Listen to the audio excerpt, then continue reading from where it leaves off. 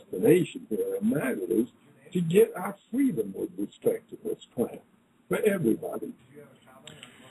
You had a personal experience. I know your son passed away at a young age, taken very early, and I've heard you speak openly about that. What point in time was that in terms of the research that you began for the book? Well, it was a coincidence. He was diagnosed with acute lymphocytic leukemia in 1967, in July of 1967. And I had just started to work. I told you I had a little window because one of my junior authors was going to be late for the schizophrenia book. And that was just the time I had gone into the library to start to study this. And then when I really devoted a lot of time after I made the commitment to write the book, it was clearly the one thing that this son, Danny, was of my work. The one thing in my work that he was interested in was that he'd see me working at home on this, bringing a pile of books over. And it was very clear he was very interested in it. And part of the reason the book was important to me, the Harvard University Press signed an agreement with me that if I got the manuscript in by a certain date, they would guarantee that I'd have the book in my hands. The book was dedicated to him, to give to him. I wanted to be sure he saw it before he left. That was my son. And that happened. And the way this happened with him was this. When he became ill, I went to my professor, when I was at the Harvard Medical School, the professor of oncology, this man by the name of Sidney Farber, who has become very famous, the Farber Cancer building was named after him, and asked him to take care of Danny. And he agreed to. Now, when he retired a couple of years later, a new man from Houston, Texas, a man by the name of Emil Fry, was brought in as the new chief of oncology. And I was invited to a dinner party to meet him.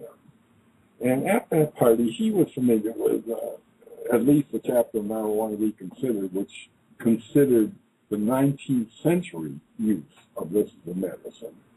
And he said to me, let me tell you a story. He told me the story of a 17-year-old man in Houston who also had acute lymphocytic leukemia, who got to the point he raised hell about getting up on that gurney and taking the chemotherapy. He just couldn't, like Stephen Jay Gould, just couldn't abide the awful nausea and vomiting. And these kids, these people have anticipatory anxiety before they get the shot. It's awful. And driving home from that dinner, my wife, Betsy, said to me, shouldn't we had never used it, shouldn't we get some marijuana for Danny? If the story that Emil Fry told, if there's anything to it, and you're saying that, yes, you would imagine, of course, chemotherapy, when he asked us, that chemotherapeutics were invented at that time in the 19th century, but I had no reason to believe they wouldn't work with that. And so, in answer to him, and Betsy said, shouldn't we get a little bit of that for Danny? And I said, no, we can't do that. It's against the law, and I don't want to jeopardize anybody on his team. Might object to that. Well, the next time, see, he would get his treatment at the Children's Hospital just a block away from my office. So I'd meet them there, and they'd come in for his treatments. And usually when I walked into the treatment room, his face was just full of anxiety and discomfort. And, of course, it was reflected in her face, and it would soon be reflected in my face. This day I walked in, and they were joking. They were having a joke. They were having fun. And I thought, hey, is this joke? Let me in on this. Is this joke at my expense? And finally they told me that Danny had smoked a little bit of marijuana out in the parking lot 20 minutes before he was doing the treatment room. And that what had happened before is that Betsy, on the way in, had left enough time to go friend Mark, could he get her a little bit of marijuana once Mark recovered from his shock that Mrs. Grinspoon would be asking him for a little marijuana.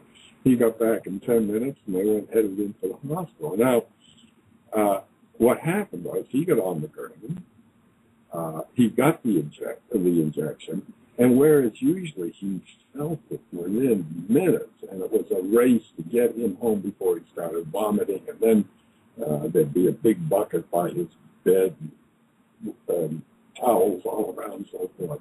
And this would go on for 8 hours. Of course, it would dry heat before long, but it was awful to behold and awful to see how much he dreaded it before he had to go in those days.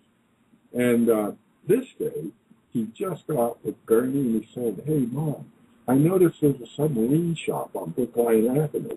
Could we go and get a sub on the way home?" He not only had a sub on the way home, but as they went down Route 9, he said, I don't need to go. I'd rather go back to school. And he went back to school. And I can tell you, he never suffered from that kind of vomiting and nausea again in his life. And his relief was our relief. That was the thing that bothered him most about what he was going through. And he never had to experience it again. And it was at that time that I thought, my goodness, given what Dr. Fry, or Emil Fry said, and what my own experience has been, I could write something about this. There must be other kids who could benefit from this. And in fact, Emil Fry, we went up to his office, the attending and I, and told him about this, and he published. The government wouldn't let him do it to children. They wouldn't let him use smoked marijuana. He had to use Marinol, or the equivalent Marinol, whatever, at that time. And it was published in the New England Journal of Medicine, I think in 1975, But at any rate, that's how that came about. And it was truly a godsend for us that he could be free of this, the most difficult symptom of this illness. Yeah, thank you very much for sharing that. Some of your other publications that you've had, deal with one is the speed culture, the use and abuse of amphetamines in America, cocaine, a drug and its social evolution, psychedelic drugs reconsidered, and psychedelic reflections. I just saw, I don't know how, I guess most of it was probably fact, but there was some kind of statistic about the most important discoveries that were done while somebody was high, or to that effect. And one of them was Sigmund Freud and his cocaine, and writing about a lot, and how the whole yeah, well, that was Carl Sagan who said that about Freud after he read my cocaine book. But I personally, I don't think cocaine has. I think that's an exaggeration of cocaine's capacity. Oh, insight is not. I mean, you can get great insights on cannabis. Some of them you wake up in the next morning you think that's great, but as many you think up in the next morning that's lousy. Right. No, I hear you. You probably understand that. I'm not even. I would suggest the point was that, at the end of and also the joke in this article was that what do people do when they're on cocaine? They like to sit and talk about themselves a lot. What a better way of doing psychology to have put them on the couch, let them talk about themselves, and take notes. Let them. That was one of the other one was, I guess, the person who invented DNA or discovered DNA was apparently on LSD. There was a couple. I don't know if there's any truth to that. The other one was Doc Ellis, a pitcher for the Pittsburgh Pirates, and LSD, or no hitter. No hitter on LSD. That's true. That one apparently is true. I can't vouch for the veracity of the other one, but that apparently is true. The last one I think was Moses and the Ten Commandments on mushrooms, but well, but. I have no knowledge of that. Talk about the speed culture, the fascination of amphetamines in America. What? And I don't know. Talk for well, that was a book I think I published in '73, and I was after marijuana, and I became interested in that because I had seen brilliant young Harvard graduate, a poet, just devastated by his addiction to amphetamines. And I was curious, and I started to look into it. And, you know, there was a physician by the name of W.R. Bett who wrote a book in about the early 40s who claimed that amphetamines were virtually a panacea. And he named 39 symptoms and syndromes for which it was useful, including, for example, schizophrenia. And if there's one drug that you can get psychotic on, it's amphetamines, and it's a psychosis, which is so, it's limited. It only lasts a week at the most. But during that week, it's very difficult clinically to make a distinction between someone who's suffering from an acute psychosis and this amphetamine psychosis. So I did that book, and that attracted the attention of Senator Gaylord Nelson. And he called me and decided to have hearings. She was the first witness at it. And those hearings led to putting the people who were most responsible for getting people involved with amphetamines were doctors and the pharmaceutical companies. And after the Nelson hearing and the kinds of rules they established for this, the amphetamine problem is virtually gone. But that's a nasty drug.